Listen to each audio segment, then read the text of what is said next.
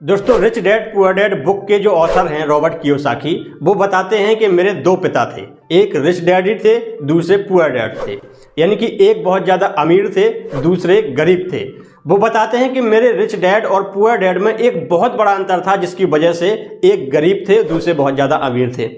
वो अंतर ये था दोस्तों कि जो उनके पुअर डैड थे, जो गरीब पिता थे, वो हमेशा अपनी सैलरी पर और उस सैलरी को बढ़ाने पर फोकस किया करते थे, जबकि जो उनके रिच डैड थे, अमीर पिता थे, उनका फोकस हमेशा एसेट बिल्डिंग पर हुआ करता था। यानी कि वो हमेशा एसेट बढ़ाने के लिए फोकस किया करते थे। और यही चीज रॉबर्ट ने भी अपनी लाइफ में अप्लाई की, जिसकी वजह से रॉबर्ट बहुत ज्यादा अमीर बने अपनी लाइफ में। और रॉबर्ट ने भी हमेशा एसेट बिल्डिंग पर फोकस किया, ना कि मैक्सिमम लोगों की तरह सैलरी पर। रॉबर्ट बताते हैं कि एसेट कोई भी वो चीज होती है जो आपकी जेब में पैसा लेकर आए, जबकि लायबिलिटी वो चीज होती है जो कि आपकी जेब से पैसा निकाले। दोस्तों, रॉबर्ट कहते हैं कि एक गरीब माइंडसेट के व्यक्ति में और अमीर माइंडसेट के व्यक्ति में यही फर्क होता है।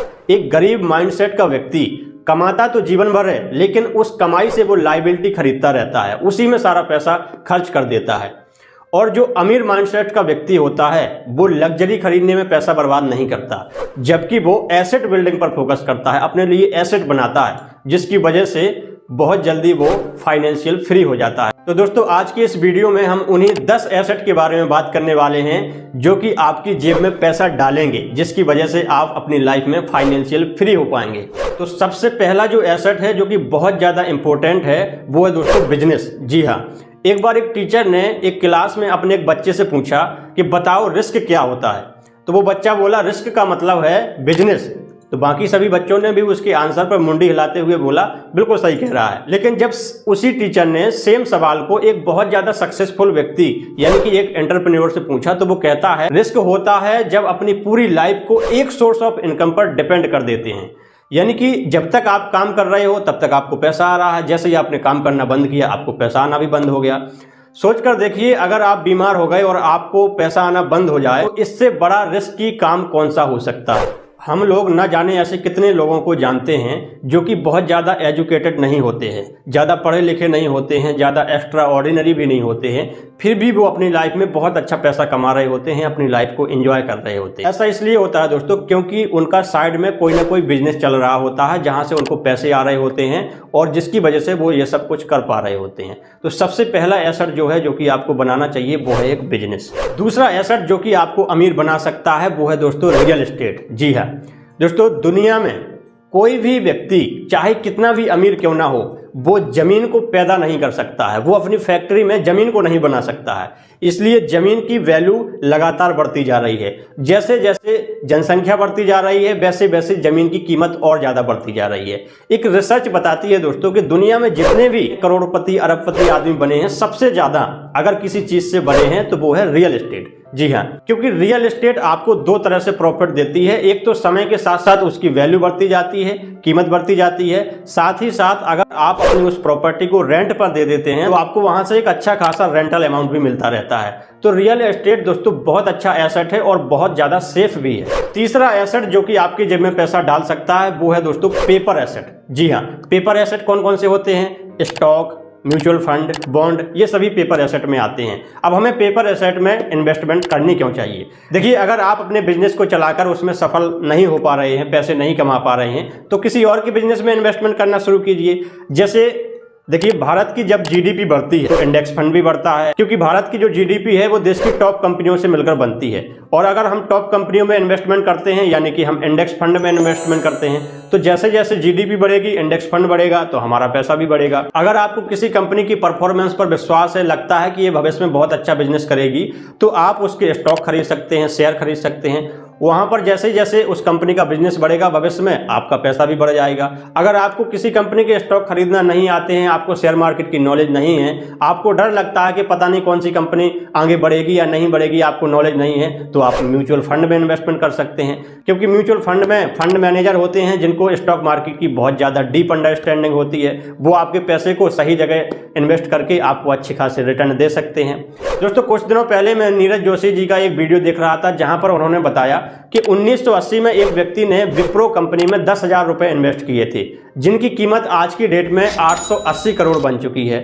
जी हाँ, अब अगर आप सोचें कि भाई 1980 में 10,000 बहुत ज़्यादा बड़ी रकम हुआ करती थी, उस समय हर किसी के पास इतना पैसा नहीं हुआ करता था। तो अगर सोचिए अगर 10,000 रुपये नहीं थे, किसी ने 1,000 रुपये भी इन्वेस्ट किए होते तो आज उसके 88 करोड़ रुपए बन चुके होते। अगर किसी ने मात्र 100 रुपये भी इन्वेस्ट किए होते तो वो उसके 8.8 करोड़ यानी कि लगभग 9 करोड़ रुपए बन चुके होते। तो ऐसे रिटर्न पाना सिर्फ स्टॉक मार्केट में ही पॉसिबल है, लेकिन डिपेंड करता है कि आप किस कंपनी में इन्वेस्टमेंट कर रहे हो। अगर आप अच्छी कंपनी में इन्वेस्टमेंट करते हो और बड़े बड़े जो इन्वेस्टर हैं उनकी स्ट्रेटजी को फॉलो करते हैं तो आप डेफिनेटली ही बहुत अच्छा पैसा स्टॉक मार्केट से कमा सकते हो और एक बहुत अच्छा एसेट बिल्ड कर सकते हो।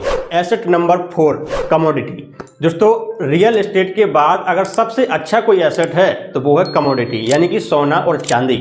अगर हम इतिहास में देखें तो आज से हजारों साल पहले मार्केट में सोना और चांदी की कीमत तब भी थी, आज भी है और आने वाले समय में भी रहेगी। सोना और चांदी एक ऐसे एसेट हैं जिनकी कीमत समय के साथ बढ़ती ही जाती है। अगर दोस्तों आपने ऑब्जर्व किया हो तो जब दुनिया में कोविड आया था तो उस समय से आज तक सोना और चांदी की कीमत 30 से 40% तक बढ़ चुकी है। और बहुत सारे ऐसे इन्वेस्टर हैं, स्टॉक मार्केट इन्वेस्टर, जब भी स्टॉक मार्केट नीचे आता है तो वो कमोडिटी में इन्वेस्टमेंट करना शुरू कर देते हैं, क्योंकि वो जानते हैं कि ये एक ऐसा एसेट है जहां पर उनका पैसा कभी घटने वाला नहीं है, हमेशा बढ़ता ही रहेगा। तो कमोडिटी भी दोस्तों बहुत अच्छा एसेट होता है। 5वां जो एसेट है वो है कैश। जी हाँ, आप लोग सोच रहे होंगे कि कैश भी क्या कोई एसेट हो सकता है, तो ये सच नहीं है। कैश बिल्कुल एक एसेट का काम करता है। देखिए बहुत बड़ी बड़ी जो कंपनियां होती हैं, एप्पल जैसी कंपनियां, वो भी अपने पास बहुत सारा कैश रखती हैं।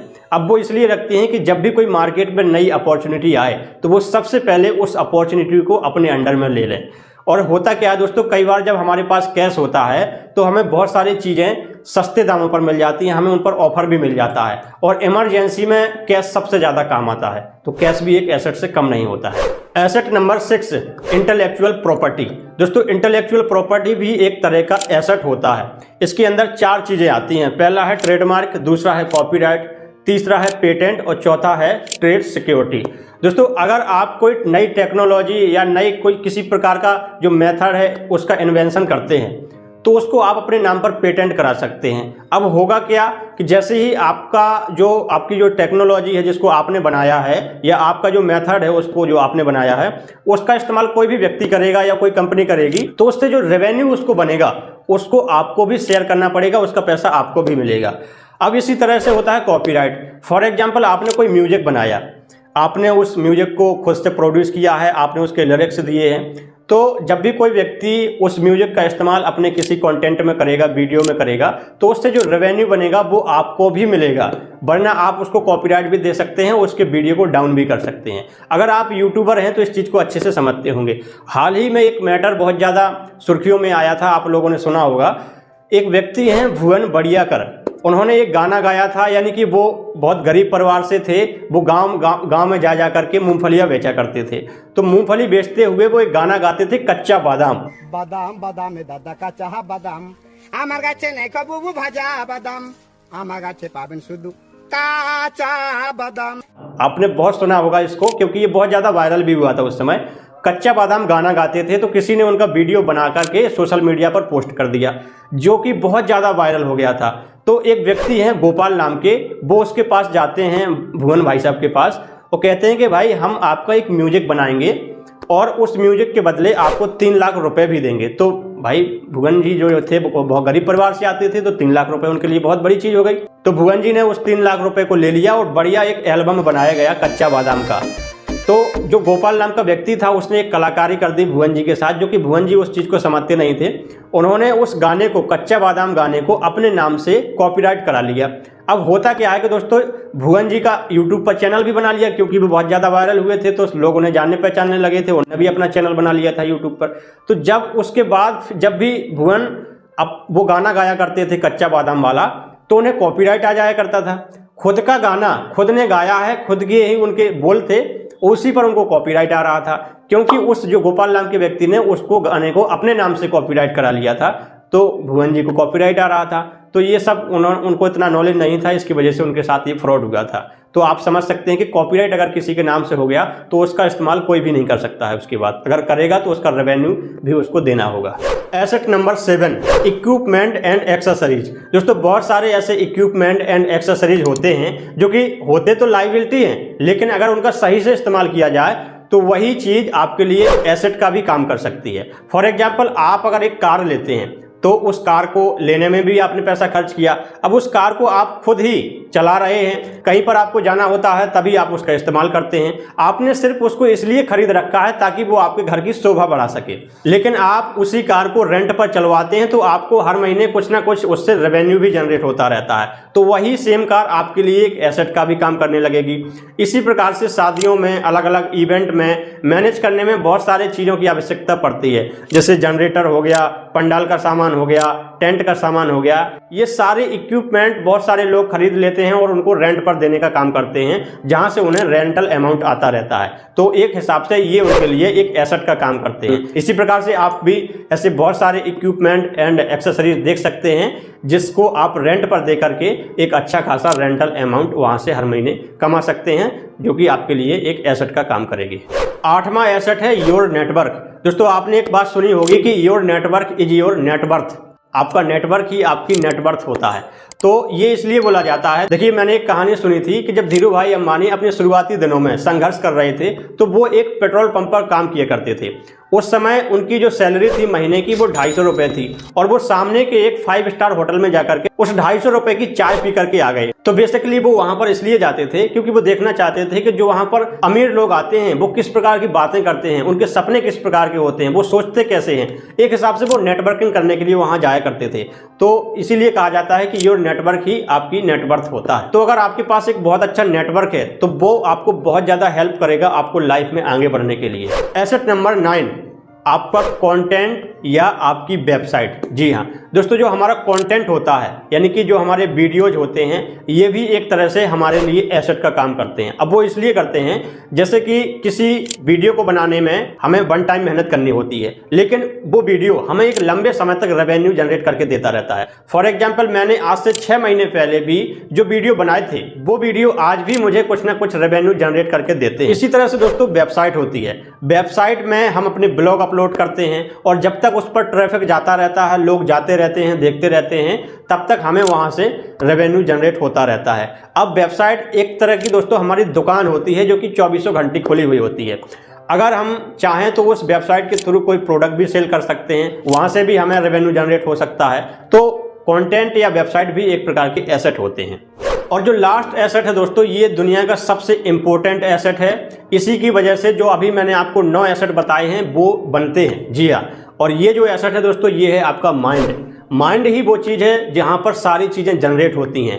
ये एक ऐसी नेचुरल मशीन है जिसने बड़ी से बड़ी टेक्नोलॉजी को, बड़े से बड़े आविष्कार को जन्म दिया है। आप चाहें तो इसकी मदद से सब कुछ कर सकते हैं और इसीलिए ये दुनिया का सबसे बड़ा एसेट, सबसे इंपॉर्टेंट एसेट है। और इसके लिए जरूरी है कि आप समय समय पर नॉलेज को गेन करते रहें, नई नई स्किल को सीखते रहें। और माइंड से जुड़ी ही एक चीज है माइंडसेट, और यही है जिसकी वजह से आप अमीर बनते हैं और इसी की वजह से आप गरीब बनते हैं। आपकी जैसी सोच होती है आप उसी प्रकार के थॉट से एग्री करते हैं और उसी थॉट के अनुसार आप अपनी लाइफ में डिसीजन लेते हैं, चाहे वो डिसीजन आपके कैरियर को लेकर हो, चाहे इन्वेस्टमेंट को लेकर हो। इसी की वजह से सब कुछ होता है। लेकिन दोस्तों माइंडसेट बनता कैसे है? माइंडसेट दोस्तों बनता है आपके आसपास के वातावरण से, आपके माहौल से, आपकी संगत से। आप जिस प्रकार के माहौल में रहेंगे, जैसे वातावरण में रहेंगे, जैसी संगत में रहेंगे, आपका माइंडसेट भी सेम उसी प्रकार का हो जाएगा। और इसीलिए दोस्तों कहा जाता है कि you are the average of 5 people you spend the most of time with. आप उन 5 लोगों का एवरेज हैं जिनके साथ आप अपना सबसे ज्यादा समय बताते हैं।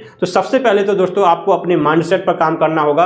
अगर आपकी संगत सही नहीं है तो पहले उसको सुधारिए। बेशक दोस्तों आप अकेले रहिए, लेकिन गलत संगत में मत रहिए, नेगेटिव लोगों के साथ मत रहिए, छोटी सोच वाले लोगों के साथ मत रहिए, बल्कि आपको अपनी सोच को बढ़ाना होगा और खुले माइंडसेट के साथ, पॉजिटिव सोच के साथ वाले व्यक्तियों के साथ रहना होगा। जी हाँ, इसी से आपका माइंडसेट बनेगा।